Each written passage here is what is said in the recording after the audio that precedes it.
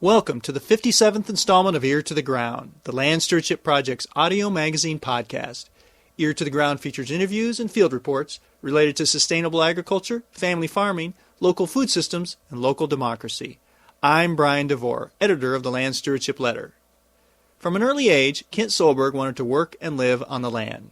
His original choice was to be a farmer, but growing up in Minnesota's Twin Cities, as a young man he didn't have many opportunities to pursue that profession.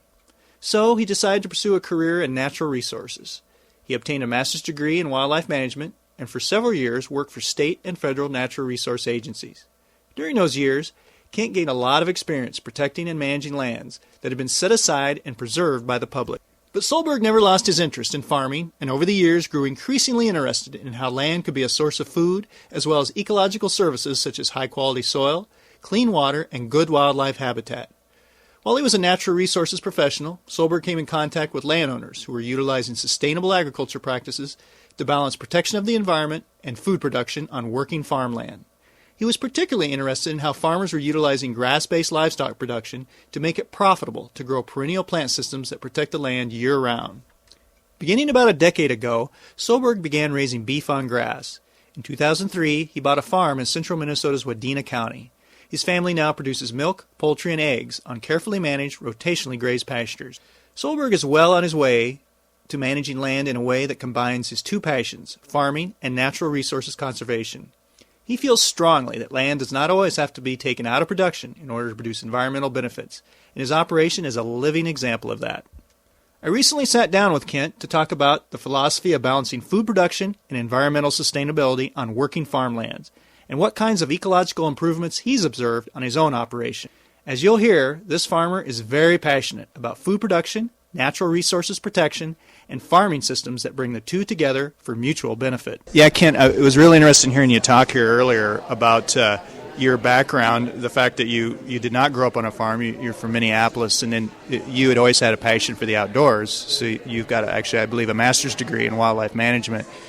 You found your way through different means onto the farm, and I was wondering if you could talk a little bit about how you've really seen being on the farm and managing a working landscape as a way for you to follow up your first passion, which was helping the environment, conservation, being in the outdoors, kind of helping that landscape out. I think when a lot of people think of wildlife conservation, ecology, that type of thing, they think, well, let's set this land aside in a wildlife refuge or even in CRP. They don't think of the working lands aspect of it. So maybe talk a little bit about how that's worked out for you. Well, I think one of our biggest challenges in conservation is how do we provide food for people and at the same time protect our natural resources, whether that's water quality, wildlife habitat, reducing soil erosion. One of our biggest goals at our farm is how can we be a place of production and yet protect those resources that are important to so many people? That's a big challenge that I see in the Midwest here. You know, most of the land is in agricultural production. There's been a conflict between the industrial agricultural model and the natural resource people for many, many, many years. And we hope to bridge that gap with a more sustainable type agricultural model. Our farm is focused on pasture, on managed grazing as a way to raise food. We have a grass-based dairy. We do hogs on pasture. We also have some laying hens on pasture. We do some agroforestry also. We find that we can use managed grazing in some of our river bottom land at times when it's not going to be detrimental, and yet it helps stretch our other pasture and protect some of our other pasture resources. We have a 10-acre pine plantation that was planted about 25 years ago.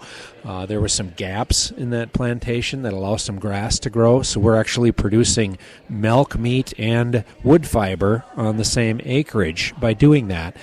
We have our farm as part of a bigger grassland complex with some other neighboring grass-based farmers, and we see bobolinks, a songbird species that migrates back and forth between South America and North America, going all the way down to Argentina during the winter months. Very, very dependent on those grassland-type habitats, and we see bobolinks in our pastures and near our pastures, and we believe that's a good indicator of us providing quality grassland habitat for those birds. I think there's lots of other examples out there of people who have done rotational grazing and pasture-based farming, sustainable type farming in Minnesota. In southeast Minnesota, there are dairy and beef producers that have trout streams going through their property. The NRCS and DNR has been monitoring the impacts of that, and they've actually seen the water quality improve, and they've seen the trout habitat improved over the years because of that carefully managed rotational grazing through those areas. We see in our area, I see a lot of woodcock in the spring using our pastures. Our pastures provide excellent roosting areas for woodcock. That's a species that's been in decline in recent years, and the U.S. Fish and Wildlife Service has had some concern about and have made some adjustments in their management to protect that species. Wild turkeys thrive with these small dairies that have a mix of hay ground, managed pastures, a little bit of row crop, and intermixed with some hardwoods.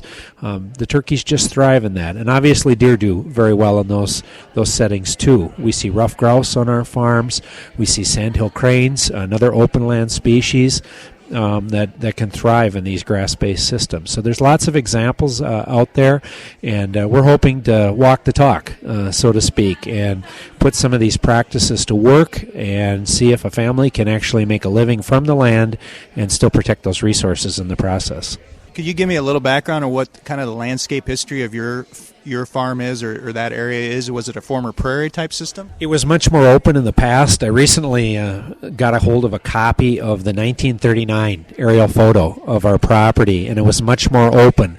I happen to know two people who are now in their 80s who grew up in the 1930s on our farm. They're neighbors of mine, and I've been able to spend some time discussing what things were like then. It was much more open. The river bottom was open and it was hayed. Now it's basically a ash elm river bottom forest type. We live in Wadena County, and Wadena County in the past had a history of huntable populations of prairie chickens. Those are all but gone now. I've seen old newspaper and magazine articles from the 50s, 60s, and even the early 70s talking about flocks of 200 prairie chickens being sighted near Sebeka, which is just a few miles north of us. Those are open land species that just don't tolerate timber encroachment. Our farm was heavily farmed in row crops for many years. We can see that in the soil. Our soils are very light. They don't respond well to heavy tillage. For many years it was row crop. The soil was extremely depleted. Our organic matter was way down around 1%. We're trying to build our organic matter to improve the health and the tilth of that soil through our management practices. But it takes time. It took a lot of years to get there. Some of the positive things we see in the area is native grasses such as Indian grass, big bluestem, switchgrass, little bluestem will volunteer on our property. And so we're looking real hard at least planting a portion of our grazeable acreage to those warm season native grass species. And maybe some of your listeners are familiar with those. They were used on a lot of the CRP acres. The Fish and Wildlife Service and DNR has planted them on a lot of their wildlife management and waterfowl management areas throughout Minnesota. They're part of the native ecosystem. Our area in Wadena County is part of what's called the transition zone. Different times, depending on climate, depending on wildfire, depending on the movement of the large herds of bison and elk, it was probably more prairie than forest, and at other times it was probably more forest than prairie. We don't know absolutely for sure for how much or for how long, but we do know that we see both the woodland species and the prairie species intermingling in our county. My understanding is kind of the way you got introduced to, as a wildlife professional, introduced to some of the farming systems out there that were balancing conservation with working lands, conservation with productivity was you were a wildlife manager, I think, in Lacaparo County, and you started meeting some of the farmers that were doing some of the different things? Not so much at that time. I was hoping to implement some things like rotational grazing to supplement the prescribed burning program for improving water or habitat for waterfowl and for pheasants. At that time, things were very heavy into row crop production. I had done some work previously in Missouri on pheasant habitat, and we found that one of the missing habitat components was broodering habitat, and alfalfa fields, clover fields, and small grain fields are excellent broodering habitat. Warm season native grass stands make excellent nesting habitat, but they don't have the legumes in them to support the insect population that the broods need once they come off the nest, once they hatch. 90% of the diet of those little pheasant chicks the first few weeks off the nest is insects. They need that protein and calcium for quick growth, and so we were hoping to start implementing some of those things there and improve some of the pheasant quality there. And that was basically using agricultural practices to do that. It's really wonderful how you've made that connection, and you've been in both worlds pretty deeply. Are you seeing more natural resource professionals kind of see the benefits of working lands, or is it still we're still in that transition area where we need a lot of work yet to do in that area? It kind of depends on the discipline. I see in some of the college fisheries programs, they've really made the connection between what's going on in the watershed and what's going on in that lake and stream. And I'm a graduate of South Dakota State, and I have a little bit of connection with some of the professors there, and they've actually incorporated that into some of their curricula and talked about the importance of some of these sustainable farming practices for maintaining water quality and fisheries habitat. They've latched on to it probably quicker than some of the wildlife folks have. That's changing.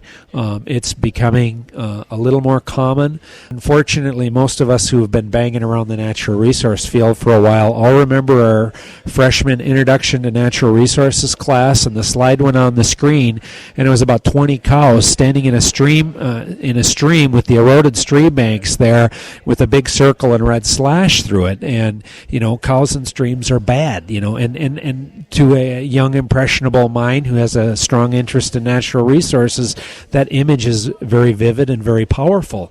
The issue isn't the cow, the issue isn't the stream, the issue is the management, and how do we do that? How can we raise meat? How can we raise milk and not impact those resources? And there's so many models out there now and examples of that it can work. I think the climate's changing, but it's been slow in coming.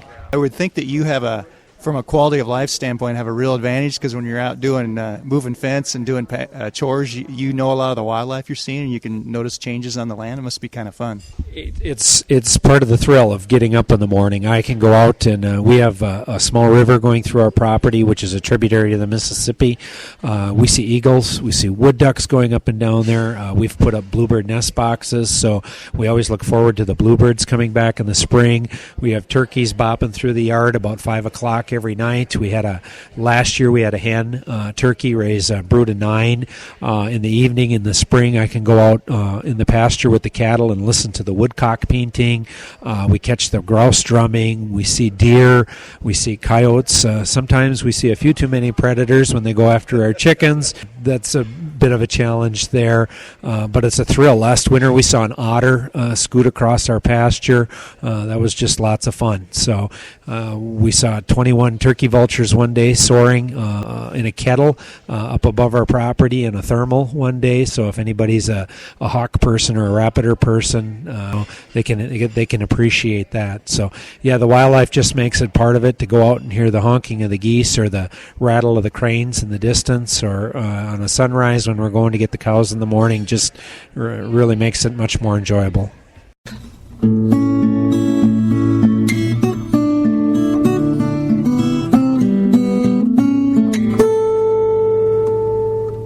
You can read stories of other farms that are combining food production with environmental sustainability in The Farm as Natural Habitat, a book that LSP's Dana Jackson co-edited a few years ago. Go to www.landstewardshipproject.org and put in the search term The Farm as Natural Habitat.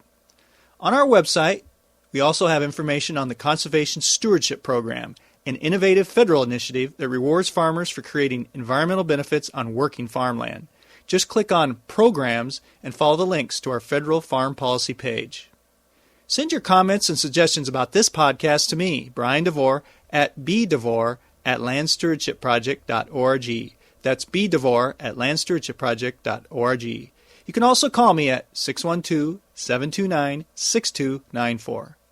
A special thank you goes out to Laura Borgendale, a Western Minnesota musician who provided Ear to the Ground's theme music.